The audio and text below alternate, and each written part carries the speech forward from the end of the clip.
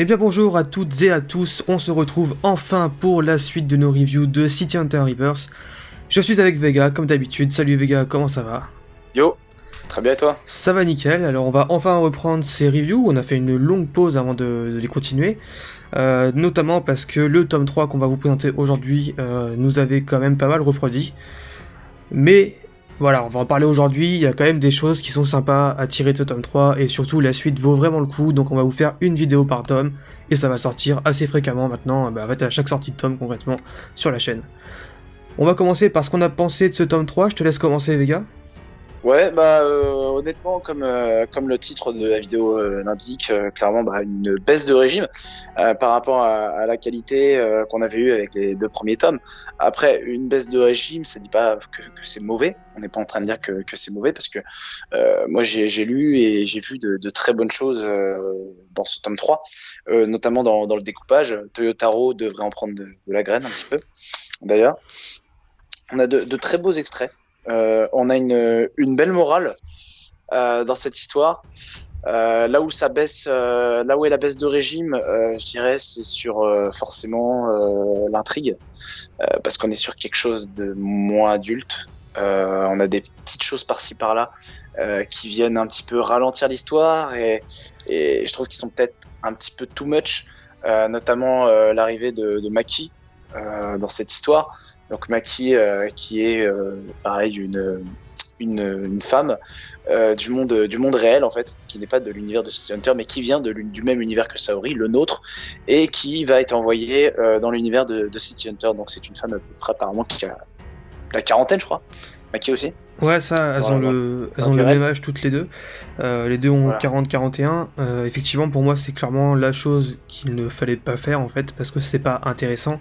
Ça aurait pu être intéressant, mais faire en sorte qu'une nouvelle débarque, et qu'en plus, ce soit quelqu'un qu'elle connaît plus ou moins dans le vrai monde, et que c'est des circonstances plus ou moins équivalentes, c'est pas ouf. Et surtout qu'en fait, ça te... vu qu'on a déjà eu pendant 2 tomes ce côté on découvre l'univers en étant un fan qui rentre dedans, ramener un personnage qui a exactement la même problématique, c'est pas intéressant, on l'a déjà vu en fait. La première démarche est intéressante du point de vue de Saori, où justement on a juste son point de vue en tant que personnage du monde réel qui arrive dans le monde de City Hunter, et City Hunter, enfin les personnages de City Hunter s'interrogent justement sur les origines de ce personnage de Saori.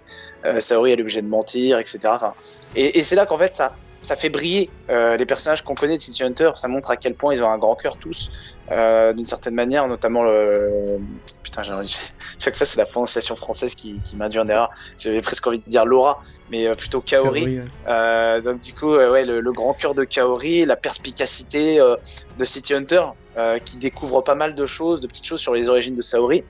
Donc voilà, moi je trouve que ça fait briller en fait les personnages qu'on connaît du manga, et le tome 3, le fait que Maki arrive dans cette même démarche, et ben c'est justement là où c'est un peu too much, parce que là on a deux personnages qui vont parler entre eux, qui vont dire ah t'as vu ce moment là, c'est hyper cool, ah ouais moi j'ai vu celui-là machin, mais en fait on s'en fout, parce que ce qui est intéressant c'est de voir l'histoire telle qu'elle s'est déroulée, mais du point de vue d'un fan, et en plus que la présence de ce fan modifie les événements, et c'est ça qui rend la chose intéressante, et pas que les personnages restent entre elles et qu'elles discutent en fait de ce qu'elles ont vu. Là c'était un petit peu voilà le bémol on va dire, et c'est un bémol qui a juste été mis en place dans ce tome 3. Je pense qu'il y avait une vraie démarche qui allait être mise en place, mais je pense que devant le mécontentement et la déception provoquée auprès des fans, on sent bien qu'ils ont fait machine arrière, notamment dans le tome 4 où Maki a totalement disparu de la circulation. Très très clairement, parce que concrètement, Maki est là pour introduire la bonté de Umibozu et de Ryo, avec une intrigue autour d'un professeur pervers. T'as dit Maki. Non, Maki est là pour introduire justement cette histoire avec le professeur pervers, pour montrer que Ryo et Umibozu sont profondément des êtres, enfin des héros, des gens qui sont là pour la justice en réalité, et voilà, qu'ils peuvent même aider des gamines, ou enfin et un gamin en l'occurrence, dans cette histoire. On a deux intrigues dans l'histoire. Là on a deux intrigues en parallèle. On a la première intrigue comme tu dis avec Maki. Donc Maki en fait qui est arrivé dans le corps d'une jeune élève de 10-11 ans à peu près. 12 ans même je crois. Enfin, de collège, dans ces eaux-là, en tout cas. De collège. Ouais, de collège. Et en fait, on a cette intrigue avec son professeur, Monsieur Goda, qui est apparemment un homme brillant qui excède dans toutes les disciplines en fait, et qui ne va pas accepter que City Hunter et Umibozu l'humilient en fait, parce qu'à la base Goda c'est quelqu'un qui arrive à ses fins par le chantage, etc. Quelqu'un de mauvais en fait, de profondément mauvais, et il va s'attaquer aux mauvaises personnes, notamment City Hunter et Umibozu, qui vont prendre la défense d'un jeune élève de Goda, Monsieur Goda, le jeune élève qui est Aikiko, qui est notamment un ami en fait de Maki, C'est ça. qui va être victime justement de chantage de Monsieur Goda. C'est ça. Et du coup, effectivement, ça, j'avoue, en le lisant, j'étais en mode ah, c'est sympa. Mais c'est pas ce que je recherche dans du City Hunter. Je recherche pas quelque chose de simplet. Enfin, il n'y a pas d'autre mot, c'était un peu simplet. Et surtout quand on finit une intrigue juste avant, qui est assez stylée, dans le tome 2 et début du tome 3, passer sur ça juste après, ça fait un peu mal quand même. Enfin... Ouais, parce que tome 2, en fait, au niveau des attentes, on était vraiment sur quelque chose où ils ont mis la barre très haute. C'est-à-dire que le tome 2, on avait cet affrontement qui allait avoir lieu entre City Hunter et Umibozu, en fait. Où ils sont prêts à dégainer les armes, et clairement c'est un dieu à la mort en fait qui s'annonce, et où on a Kaori et pas Akiko, Miki du putain, Katsai, ça se ressemble de ouf. C'est chiant, ça se ressemble de ouf. Ouais, Miki du Katsai, du coup, qui prennent la défense de, on va dire, entre guillemets, leurs hommes, et en fait, au final, qui les protègent, en fait. Donc, on avait une belle scène, en fait, une scène très émouvante, un final épique et plein d'émotions. Et en fait, je trouve qu'avec cette intrigue, avec Maki, le professeur, etc., on descend, on est sur quelque chose de très terre à terre. Et comme tu dis, c'est pas simplet le mot, mais moi je dirais d'un petit peu enfantin en fait. Ouais, enfantin, ouais, c'est plus le mot d'ailleurs. Ouais. C'est vrai que c'est très enfantin, voilà. Et d'ailleurs, au final, même la relation que Maki va commencer à avoir avec Taikiko, je sais plus comment ça se prononce, avec le gamin quoi. Taikiko, ouais. Taikiko, voilà ça. C'est extrêmement enfantin, hein. C'est une relation d'enfant. En fait, c'est mignon, mais ça ne nous touche pas, parce que on sait pertinemment qu'il y aura rien de plus entre les deux personnages. C'est des enfants, donc forcément, ça restera quelque chose de très scolaire, très gentil. Et au final, c'est pas forcément intéressant pour nous lecteurs qui avons dépassé la vingtaine, même la trentaine, même la quarantaine. C'est pas forcément, oui, comme tu dis, ce qu'on recherche dans du City Hunter. En fait. C'est ça. Donc voilà, l'intrigue avec Goda, pas très intéressante. Après, quelques petits trucs par-ci par-là qui sont sympas. Par contre, Goda va connaître une très belle évolution, moi je trouve, dans le tome 4, ça on en parlera dans la prochaine review. Mais le personnage, honnêtement, aurait pu... Le personnage avait un bon potentiel. Donc voilà ce qu'on peut dire pour la première intrigue concernant ce tome 3 de City Hunter. La deuxième, en l'occurrence, est plus intéressante. Donc là, elle porte plus sur Sarah, je pense, qui est un personnage du manga d'origine. Donc moi, j'ai pas lu tous les tomes du manga d'origine, c'est pour ça que j'ai découvert en fait ce personnage de Sarah avec Rebirth. Ouais. Donc Sarah, qui est une enfant issue d'une famille très aisée, dont la particularité est que elle peut lire en fait les sentiments réels d'une personne. C'est ça. Donc elle peut savoir si une personne est bonne ou mauvaise, parce qu'elle vit dans un monde, dans un univers dangereux. C'est-à-dire que sa propre famille en veut à sa vie, quoi. D'ailleurs, sa propre famille a fait exécuter ses parents au final. Dans son oncle, il me semble. C'est ça. Donc voilà, une histoire plus sérieuse déjà, en fait. Plus dans l'émotion, effectivement, parce qu'il va y avoir une relation qui va naître entre Sarah et City Hunter.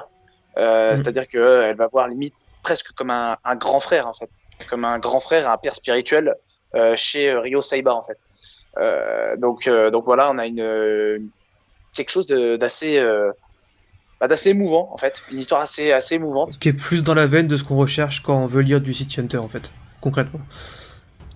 Ouais, et plus sérieuse aussi, parce que comme je dis, son oncle qui en veut à sa vie, on va avoir quelques scènes assez sympa quoi, digne de City Hunter.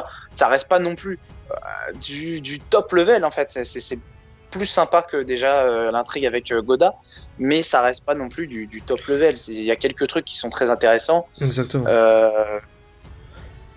Après voilà, moi je pense que sur ce tome 3 on a à peu près dit ouais, on a prédit tout ce qu'on voulait. C'est qu'au final voilà, pour conclure ce tome 3, il est pas mauvais, mais il est pas génial non plus, c'est vraiment du moyen, ça se lit, mais c'est pas ouf.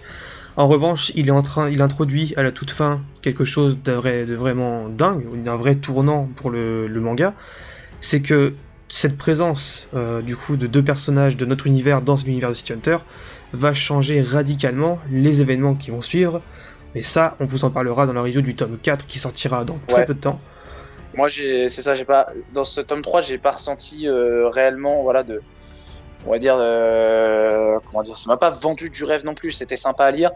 Après, par contre, je trouve que ça finit un petit peu trop en cliffhanger, justement. Exactement. Parce qu'on voit le prof qui revient et Goda qui revient et qui dit, ouais, en gros, bah, je vais me venger, clairement, et tu vois que le personnage, il évolue. Justement que, au début, ça commençait par une petite querelle scolaire. Et au final, le gars, bah, il veut carrément en arriver à les tuer, quoi.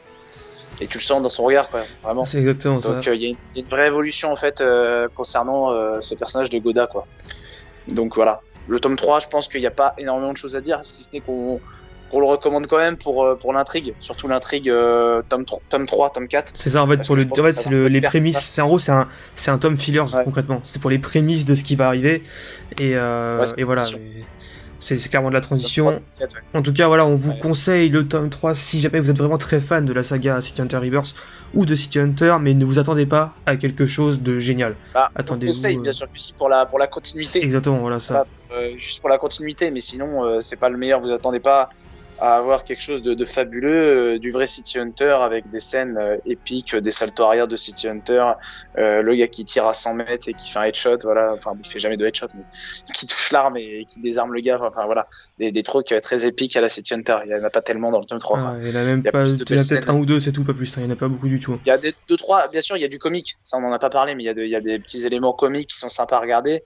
Moi je trouve que si je devais retenir quelque chose, je pense que ça serait, comme j'ai dit, le côté émotion. Ouais. À travers le pouvoir de Sarah, en fait. Ouais, concrètement, c'est ça. Mais malheureusement, ça dure pas assez longtemps, je trouve, dans ce tome 3. C'est assez court, quand même.